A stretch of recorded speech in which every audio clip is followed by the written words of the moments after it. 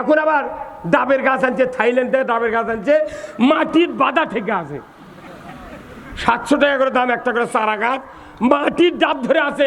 এখন আমরা বড় বড় ডাব ওই তফাতে ছিল, ওই ডাব চুরি করে পারে না, চড়তে মেলা টাইম লাগে। তুই এখন ছোট গাছে নেই দেশ দিল, মোটটা ডাবের বাধা কাটিলে চলে গেছে। তো কে কোথায় এই ডাবের গাছে বাংলাদেশে জানবে? এটি ওই ডাব চলবি কখন?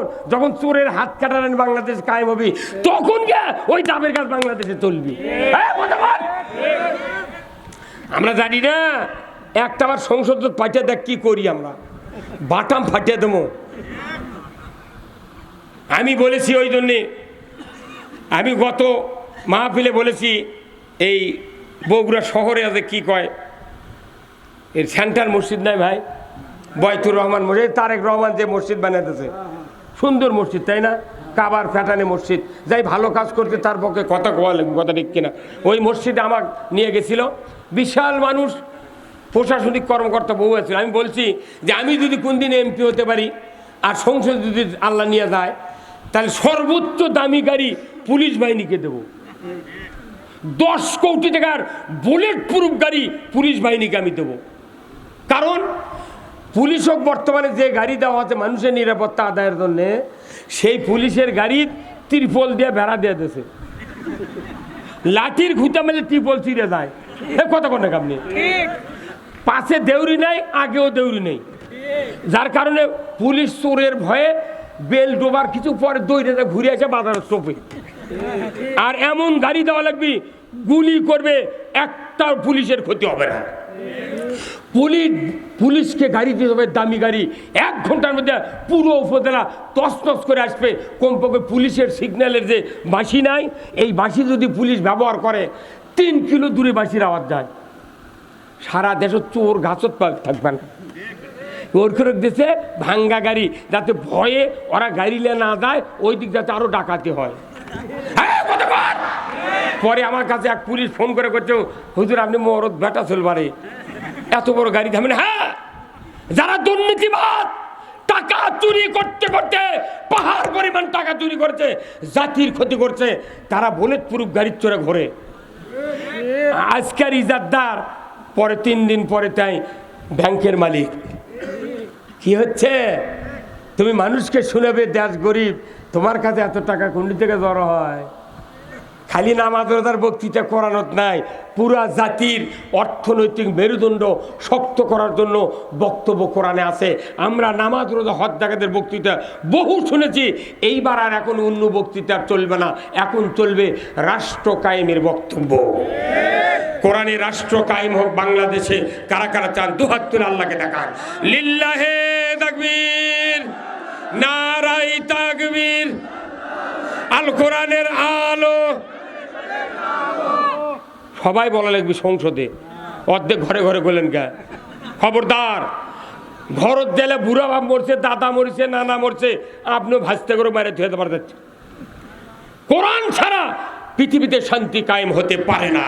এই জন্য আল কোরআনের আলো, কোরআন হাদিস যেখানে, দুনিয়ার মুসলিম, দুনিয়ার মুসলিম, বাংলার মুসলিম, বগুড়ার মুসলিম, শেরপুরের মুসলিম, গাড়িদহের মুসলিম, ভদ্রপাড়ার মুসলিম, লিল্লাহে তাকবীর।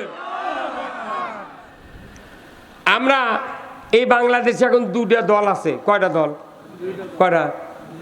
একটা বিএনপি আর একটা জামাত ইসলামী। এক দল তো ভোটই করে না, ওকে আবার আইনে লাভ কি?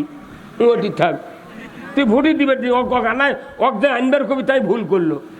ওই তো ভোটই করেনি, ওখানে ওই 54 এমপি পাশে, 154 এমপি পাশে বিনে ভোটে। তাহলে ওই ভোটের পক্ষে আইছিল? তুই এনে রেখলে আমরা এই 2 দল ভোট করে কি করি তুই দেখ। এখন আমরা বাংলাদেশে ভোটের জন্য করছি কথা, আমার ইউনিয়নের আমরা ডাইরেক্ট জামাতের থেকে নির্বাচন করবো, 5 মেম্বারকে আমরা নমিনি দেবো, জাতিক টেস্ট করা লাগবে। তুই আমাকে নেতা করছে, হুজুর এত ভোটের দ্বারা পাস করবি। আমি, তুই জানিস একটা ক্লাসে যদি 2টা ছাত্র হয়, কয়টা? একটা ক্লাসের দুটা ছাত্র, একটা ছাত্র সেই রকম জুয়েল টাইফিন পায়, সেই লেখা লাগে 6 বার খাতা নিয়ে লেখে ভরাছে। আর আরেকটা ছাত্র কিচ্ছু পড়েনি, জানেনি, ওই খালি কলম কামড়াচ্ছে, কামড়াতে কামড়াতে একজন কোথায়, এই তুই বসে আজকে লিখবো না? উনি খুব কষ্ট করে ওর নাম, ওর ঠিকানা, ওর রুল নাম্বার লেখে জমা দিয়েছে খাতা। পরে পরীক্ষা খাতা দেখে, পরীক্ষক খাতা দেখে ও কি বানাচ্ছে, ফার্স্ট নাম লেগেই দেখেন কথা করে পারে ইনাই কথা করে নাম লেখে কি শোনেনি ওই দিক থেকে আমি এগুলো এগুলো ব্রেন দিয়ে খাওয়া আছে। নাম লেখিছে তাতে কি সেকেন্ড, আর ওই লেখা তে বাংলাদেশে এবার পরীক্ষা হবে 2 দলের, না লিখলেও সেকেন্ড।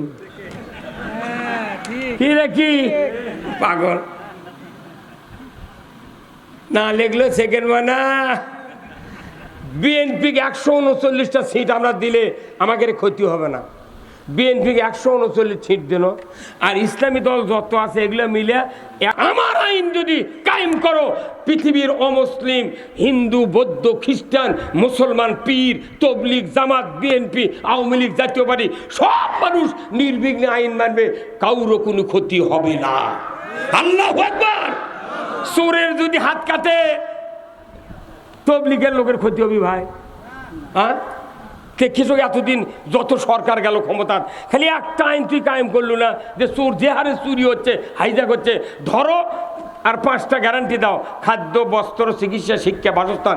5টা গ্যারান্টি ছাড়া আল্লাহ বলছেন হাত কাটা যাবে না। বলেন তো, খাওয়ার গ্যারান্টি, পড়ার গ্যারান্টি, চিকিৎসা, তারপর বাসস্থান, বস্ত্রের গ্যারান্টি যদি দেওয়া হয়, বলেন তো কেউ চুরি করবি ভাই? ওই খালি ভাত খাবি আর জুম্মার নামাজ চুরি। খাওয়ার গ্যারান্টি নেই, কিচ্ছু নেই, চুরি করলে হাত কাটারও আইন নেই। এখন দেশ নো চিন্তা ডু ফুর্তি, মাইট ইজ রাইট, ধরো আর মারো, যা কিছু পাও করিয়া খাও। এইভাবে কি দুনিয়া চলাতে আল্লাহ আমাকে বানাচ্ছে খলিফা করে? এই খলিফা করে আমাকে কি এই জন্য বানাচ্ছে? দুনিয়ার রাজত্ব চালাতে হবে মানুষের ধরে, বল ঠিক কিনা? আল্লাহ কোরআনে বলছেন, শাহরু রমজান আল্লাযী উনজিলা ফীহিল কুরআন হুদাল লিন-নাস ওয়া বাইয়িনাতিম মিনাল হুদা ওয়াল ফুরকান।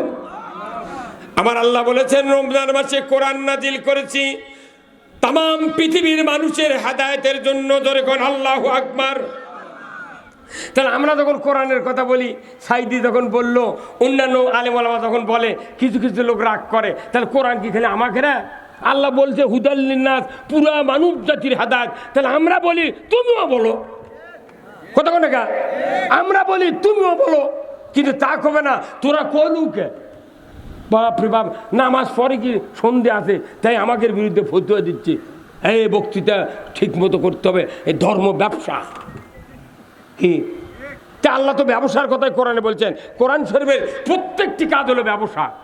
মানে ব্যবসার যেরকম লাভ হয়, এই ব্যবসা করলে তার চেয়ে বেশি লাভ হবে। যেরকম আল্লাহু আকবার। আল্লাহ কোরআনে বলছেন সূরা সফ, ইয়া আইয়ুহাল্লাযীনা আমানু হাল আদুল্লুকুম আলা তিজারাতিন তুযিকুম মিন আযাবিন আলীম তুমিনুনা বিল্লাহি ওয়া রাসূলিহি ওয়া তুজাহিদুনা ফি সাবিলিল্লাহি বিআমওয়ালিকুম ওয়া আনফুসিকুম যালিকুম খায়রুল লাকুম ইন কুনতুম তা'লামুন। আমার আল্লাহ বলেছেন ঈমানদারকে ডাক দিয়ে, ধরে কোন কাদেরকে? ঈমানদারকে ডাক দিয়ে বলেছেন, বান্দা তোমাদেরকে আমি এমন একটা ব্যবসার কথা বলে দেব না, যে ব্যবসা কঠিন যন্ত্রণা আযাব থেকে নাজাত দেবে। কাদেরকে ডাক দিয়ে বলেছেন আল্লাহ? জোরে কোন? ইমানদারকে ডাক দে। কথা না বললে কথা বুঝতে পারবেন না। ইমানদারকে ডাক দে বললেন তোমাদের ব্যবসা শিখাবো, সেই ব্যবসা তোমাদেরকে মুক্তি দিবে, নাজাত দেবে। আবার আল্লাহ এই যে কয়েকদিন আগে বলেছিলেন, ইয়া আইয়ুহাল্লাযীনা আমানু কুতিবা আলাইকুমুস সিয়াম, ইমানদাররা তোমাদের উপর রমজানের রোজা ফরজ করেছি। তাহলে রোজা যেভাবে আমরা ইমানদাররা মানলাম, ওইভাবে যদি এই ব্যবসা করার কাজটা যদি মেনে নিতাম, আমার বাংলাদেশে আরো 400 বছর আগে ইসলাম বিজয় হয়ে যেত।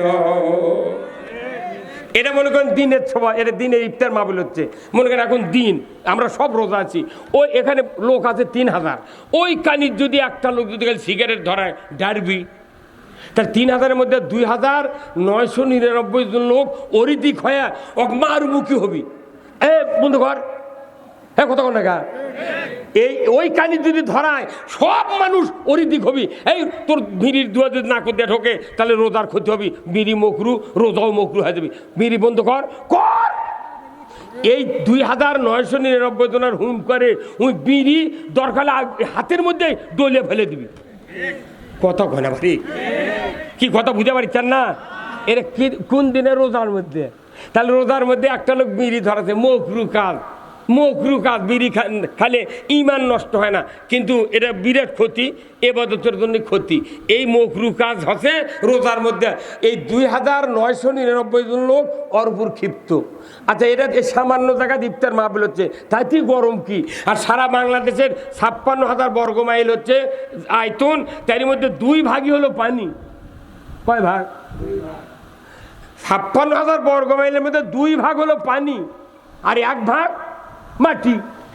1 ভাগ মাটির মধ্যে সুদের ব্যাংক, চুরি, জেনা, তার মসজিদের ওই টাকা মারা খাচ্ছে, পুকুরে মাছ চুরি করছে, কথা বল না, গরু চুরি করছে, হুন্ডা চুরি করছে, তারপরে সুদের ব্যাপারে হাইলাইট করছে, কত অন্যায় অপকর্ম হচ্ছে।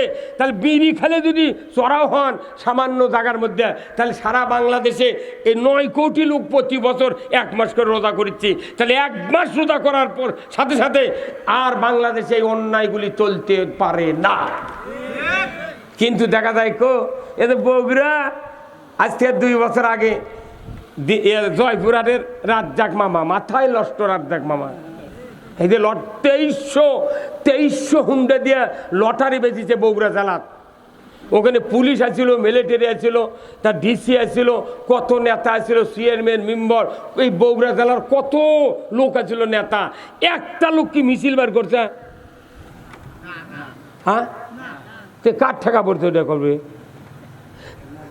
যে মহাস্থানে বলক দেশের থেকে আসে পরশুরামের সাথে যুদ্ধ করে ইসলামের পতাকা উড়ালো এই মহাস্থানে, সেটি প্রতি বছর বৈশাখ মাসের শেষ বৃহস্পতিবারে 27 মণ গাঁজা খায়। সেটা আবার করতা পেপারত লাগে, কথা কনে রে। তো এগুলো অন্যায় যদি বন্ধ না করেন, এলে বক্তৃতা নামাজ দিয়ে কিছু হবে না। খোল দেয় এলে নিশ্চয়ই ওই যে দবির সাহেব করলো, দবির ভাইদের করলো, প্রত্যেকটা ইবাদতের 14 আনা রাষ্ট্রশক্তির সাথে জড়িত।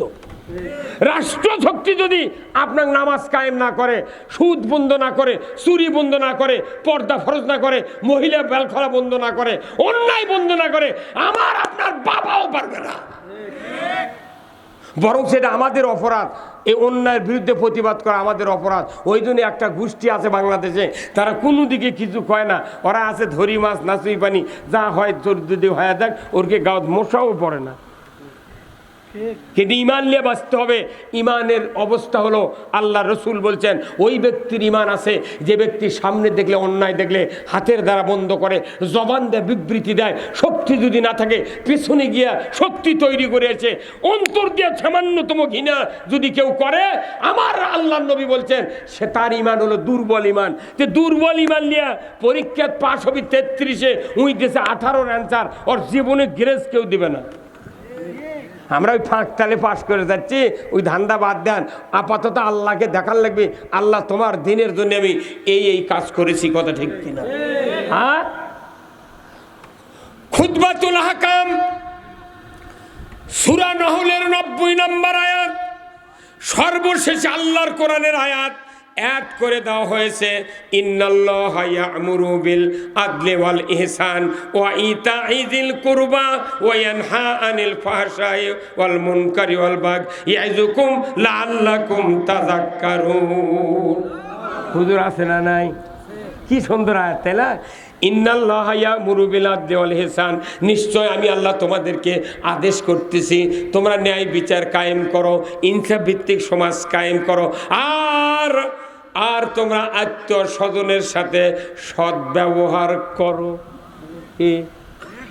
বড় ভাই বোনক ভেউ দেয় না, বাপ মোট্টা ভেউ বেটাকে লেগে দিয়ে বিদিক করছে মা তোর জন্য মুঠি দোয়া। এই খুতবা পড়িচ্ছে 100 বছর হলে আমাদের দেশে, অথচ ওই জুম্মার দ্বারা নামাজ পড়ে তারই 6 আনা লোক হয় বিটিক ফাঁকি দিয়েছে না হয় বেটাক ফাঁকি দিয়েছে। এই কথা কোন দেখা কোথায় মুসলমান? এই আয়াতের বাস্তব কাজ হবে রাষ্ট্র শক্তির দ্বারা।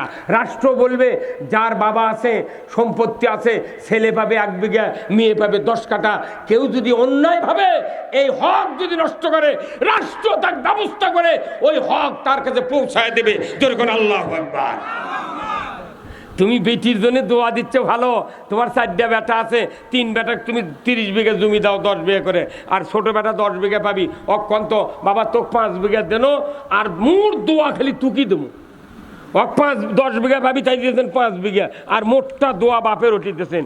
উই তখন কবি তোর দোয়ার কাম বাজেনি, তুই ভিউ কম দিলু কে? তখন রাত্রে খুন্তি দিয়ে মাটি খুঁড়ে লেওয়াল করে বায়ে পা উপর মুখ তুলে ওই মাথা দিয়ে পুঁতে তুবি। কোনো বাপ বেটার দোয়া দেয় না, খালি বিটিক দেয় দোয়া। কারণ কি? বিটি কিছু করে পারবি না, কারণ প্রত্যেকটা মেয়ে ছোল বাপের ভক্ত। কথা ঠিক কিনা? 4টা বেটা যে ভালোবাসে বাপকে, 1 বিটি তার চেয়ে দ্বিগুণ ভালোবাসে। সেই বিটিকে আপনি ফাঁকি দিয়ে উমরা করছেন, হজ করছেন, কই আল্লাহ তুই মাফ কর। আল্লাহকে তুই মাফ লেবু? আল্লাহ করণ, আল্লাহ রসুল বলছেন মান কাতা মেরা সাহু কাতা আল্লাহ আব্দি। যে ব্যক্তি অংশীদারিত্বের থেকে কাউকে ছাড় দেয়, কাট দেয়, বাদ দেয়, আল্লাহর নবী বলেছেন তাকে বান্দার তালিকার থেকে আল্লাহ নাম কাটিয়ে দেয়। তুই মোটটা সম্পত্তি বেটাকে লেগে দিয়ে হজ করে যাচ্ছ, আর তুই দোয়া দিচ্ছ বিটিক। তোর হজ পাস্তর যদি হজর আসত গিলেও খায়, আর স্যারের লাভ নেই। কি মাথা খারাপ ইলাম কাবরি আমাকে এগুলো তো নতুন ইসলাম, আমরা বাইনা বাইনা কাম করিচ্ছি। ওই যে আমার একটা বক্তৃতা আছে দীর্ঘদিন আগে, আমি প্রচুর মুগরি জব করতাম বুঝছেন গাঁত। কিন্তু মুগরি জব করে তখন দেখি যে মুগরি সকালে জব করে নিয়ে যায়, এ কুল্লু ব্যান আমাদের বসে থেকে খায়। আমাকে একটা কান চুল্লু ফোরাও দেয় না, তাহলে আমি না ফ্রি জব করে দেখি কর্ম না। তখন আমি একটা বই পড়ে দেখি, ওই যশোরের হচ্ছে আপনার খায়ের যশোরের একটা বক্তা ছিল বুঝছেন, বই লিখেছিল হাদিসের সিরিজ। এই আবুল খায়ের বক্তা, আবুল খায়ের, ওনার এক বই পড়ে দেখি যে যারা হালাল পশুকে, হালাল জীবজন্তুকে জব করে দিবে, অথচ বেঈমানরা খাবে, নামাজ আদায় করে না এরা খাবে, এর জন্য এরও দায়ী হওয়া লিখবি। যখন জব করে আসবি কোয়া লিখবা তুই নামাজ পড়িস না, না তাহলে তুই জব করে তুই খা। তুই আমার থেকে জব করলে হালাল করে নিয়ে যা, তুই আন খাবো, আর আমি একলা আঁকা মধ্যে জুম্মত মর্ম, আর তুই যা মাথারি মাছটানি দেবো মাছাঙ্গত বসে থেকে।